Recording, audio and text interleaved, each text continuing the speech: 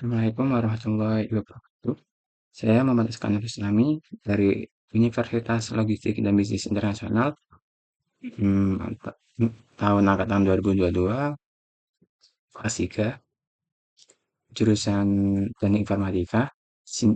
Di sini akan menjelaskan mengenai artikel medium yang berjudul Penerapan Sistem Rekomendasi Produk E-commerce berbasis model machine learning menggunakan algoritma random forest.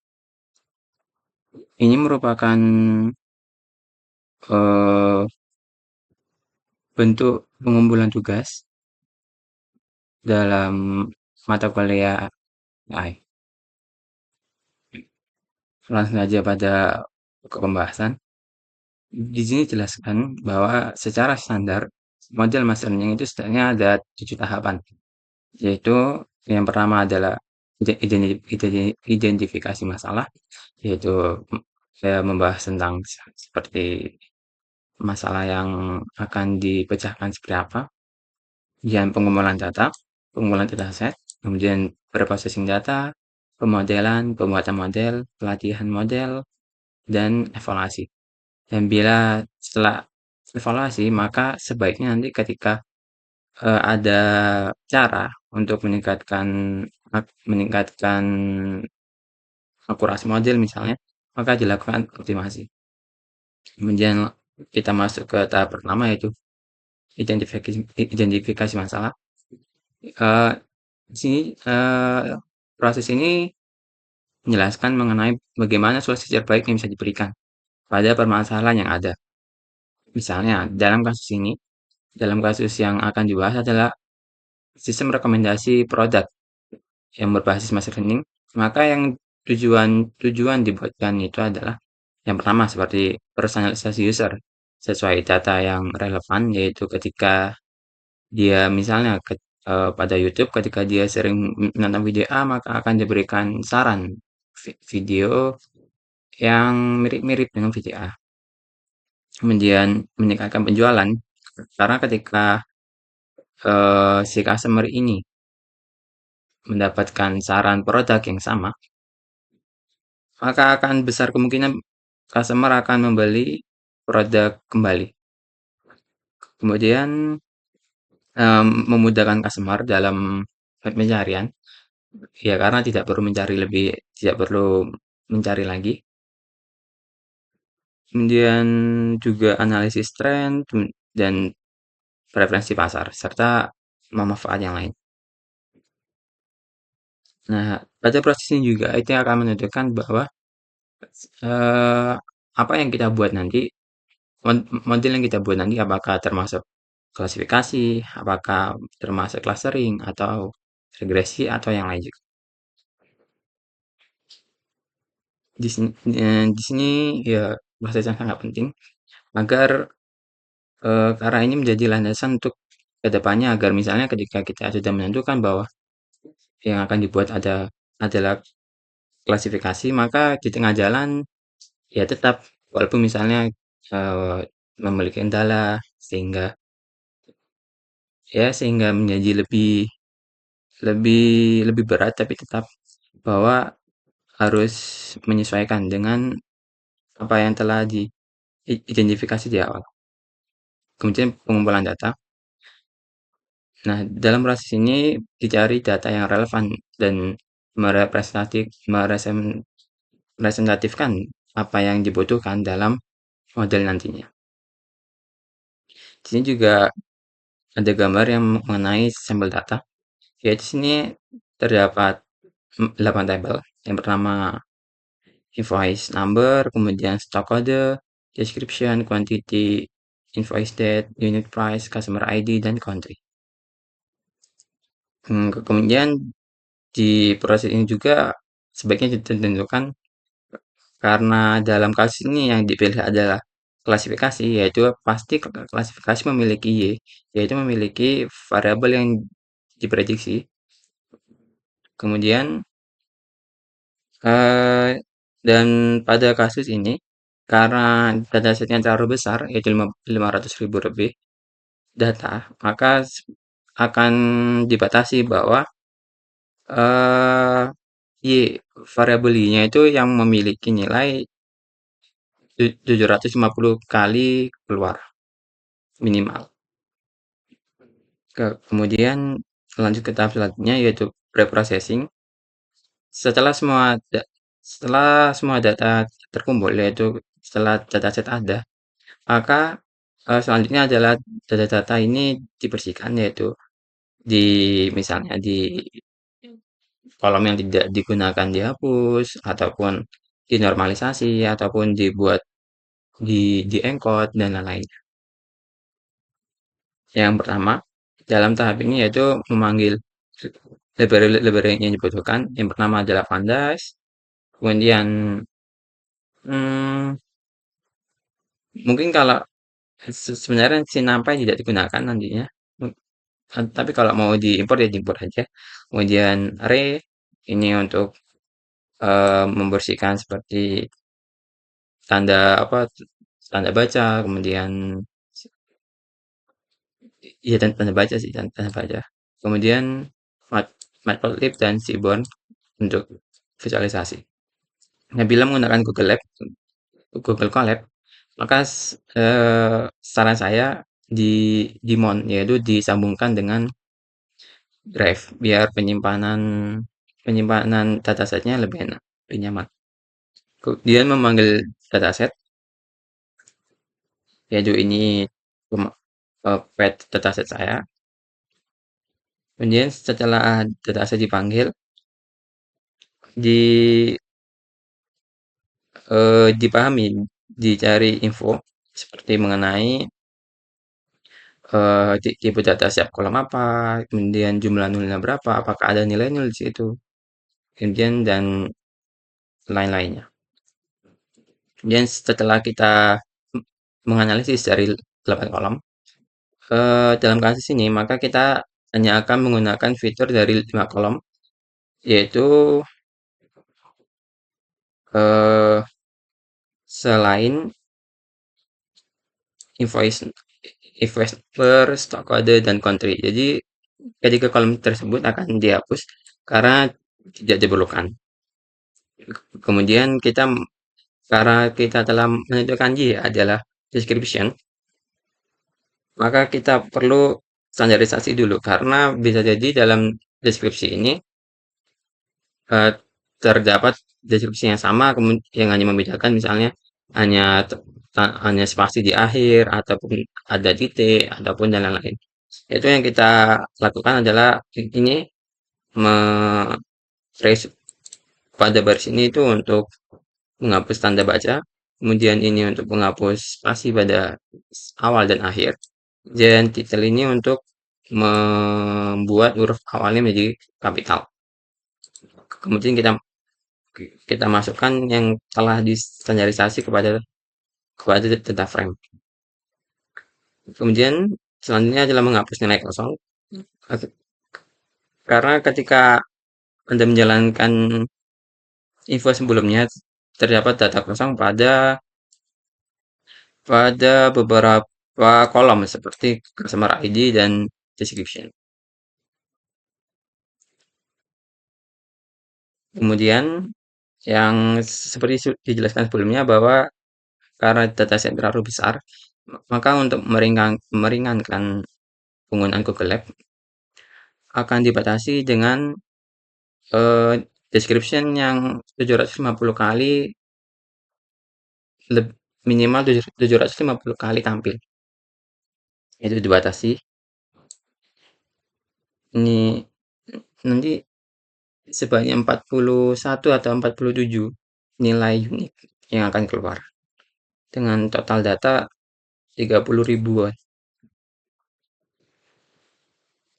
Kemudian selanjutnya adalah kita akan memanipulasi datanya, dan sebelum dimanipulasi maka sebaiknya mengcopy data frame menuju data frame yang baru. Jadi yang default itu tidak akan tidak akan dipakai. Yang akan kita manipulasi adalah yang salinan. Kemudian langkah kelima adalah categorize, yaitu mengelompokkan yaitu description ke dalam kategori-kategori agar ini eh, me- apa ya, membuat membuat model akurasi model menjadi lebih baik.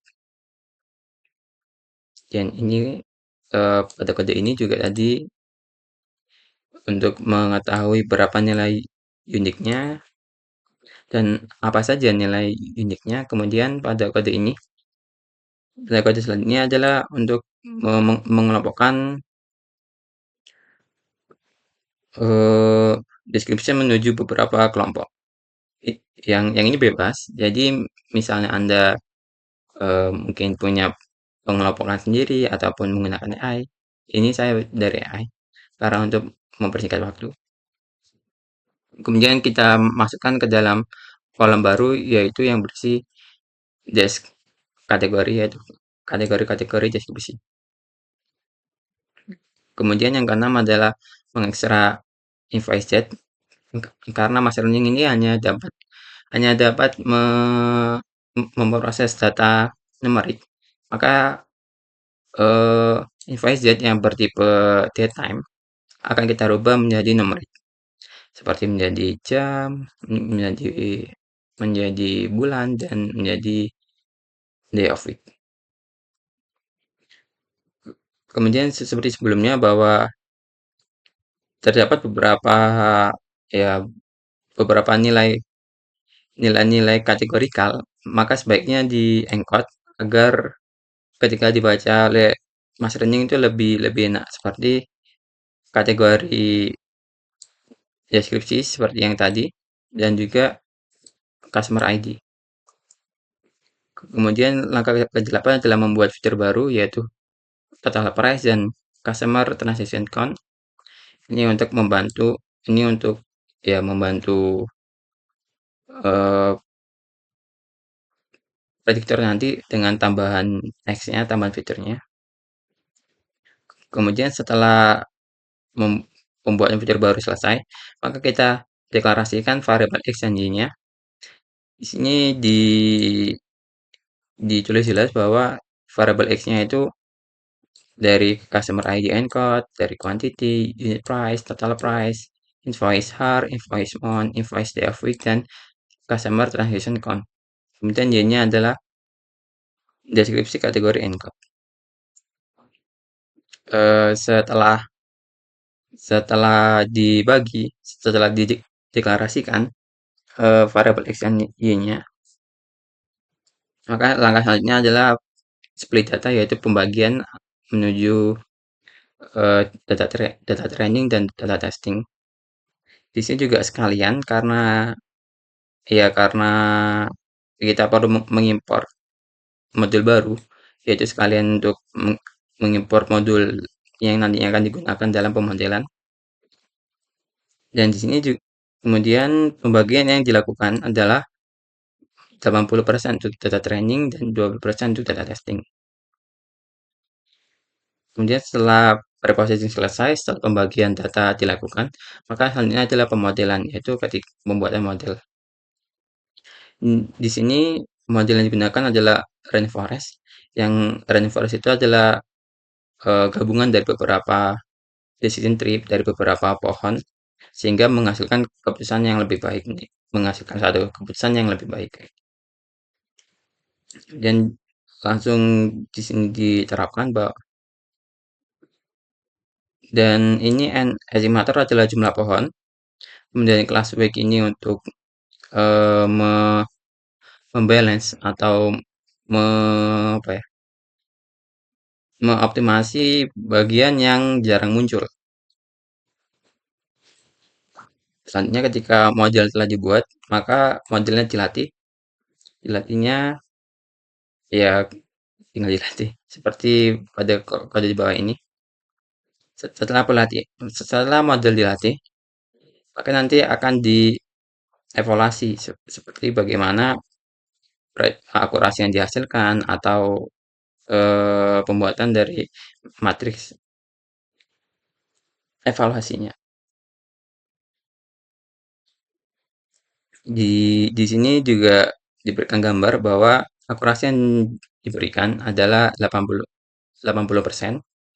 Dan di sini juga ditampilkan seperti pada kategori mana yang sering benar atau pada kategori mana yang sering keliru gitu. Seperti Michael Launius itu cenderung benar, kemudian party decoration cenderung salah gitu. Sehingga dengan matriks evaluasi ini maka diharapkan diberikan peningkatan-peningkatan agar akurasi akhirnya menjadi lebih baik. Kemudian setelah kita buat evaluasinya, mungkin kita juga bisa membuat visualisasinya yaitu untuk conversion metric sehingga kita dapat mengetahui em, misalnya 95% backs dan storage itu itu akurasinya, maka 5%-nya itu salah di bagian mana gitu. Di sini sudah ada kodenya dan juga ada gambarnya. Di sini jelaskan bahwa backs dan storage itu di diprediksi dengan home decor sebanyak 23 data, kemudian diprediksi dengan party decoration sebanyak 1 data dan dan order atau di luar yang telah dikategorikan sebanyak 18 data. Begitu juga dengan data-data yang lain, di mana seperti ini berarti decoration yang memiliki akurasi paling jelek bahwa dia banyak banyak di banyak diprediksi dengan party dan packing, kemudian diprediksi juga dengan home decor. Nah, kemudian salah satu cara untuk peningkatan peningkatan populasi model adalah dengan fitur yang important yaitu fitur selection. Jadi ketika kita telah memutuskan tadi fiturnya apa saja, maka kita buat grafiknya, kita buat barnya berapa berapa persen berapa persen pengaruhnya pada model.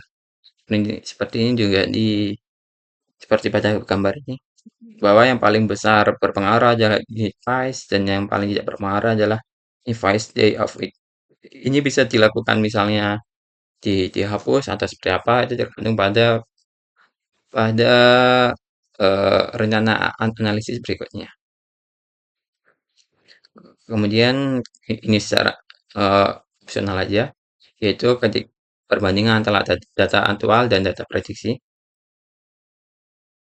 Nah, ini seperti misalnya deskripsi pertama, yaitu Jumbo Shopper Fintech dan Red Pasley yang itu dikategorikan kepada baik dan storage itu diprediksi dengan sama, yaitu sesuai, dan misalnya yang salah adalah ini set of 3 kitchen and pantry design yang sebenarnya adalah kitchen dan baking namun dimasukkan kepada party decoration. Sini kita ambil sampelnya 20, nanti bila memang ingin ditambahkan tinggal headnya dirubah menjadi jumlah yang diinginkan. Ya mungkin seperti itu untuk optimasi dan tuningnya akan coming soon, akan berlanjut. Dan sini untuk evaluasinya juga bisa dilihat seperti di bawah ya. Eh, eva- eh, Dilihat pada kode optimasi saya ini.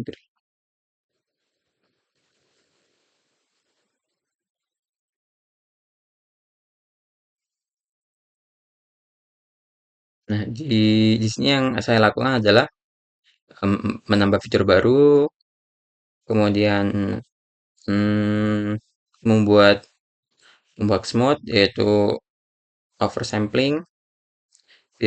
Kemudian setelah itu kita menggunakan fitur randomizer CV yaitu yang sebelumnya kita menggunakan n estimatornya 200, maka kita gunakan dari 100 300 mana yang lebih baik, kemudian max stepnya yaitu jumlah cabangnya berapa yang lebih baik dari 10 sampai 30 atau non, kemudian sampel split, lift, dan lain-lain. Ini dijelaskan, set, dan hingga hingga kemudian dilakukan evaluasi yang sama, yaitu akurasi dan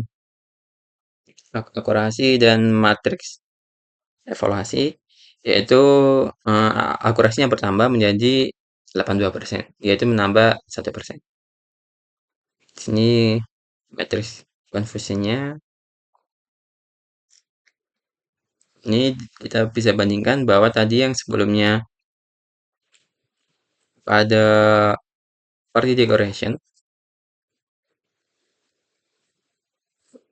sebanyak 200 ditebak dengan kitchen baking, sekarang menjadi 149. Dan sekarang party decoration menjadi lebih banyak, yaitu lebih banyak yang benar, yaitu sejumlah 478. Yang sebelumnya adalah 416. Jadi model menjadi lebih baik, walaupun terkesan hanya tidak terlalu signifikan, yaitu kenaikan 1%. Kemudian kita buat juga fitur importantnya agar misalnya kita dapat mengevaluasi lagi agar lebih optimal. Mungkin dari situ video yang bisa saya berikan. Sekian dari saya. Wassalamualaikum warahmatullahi wabarakatuh.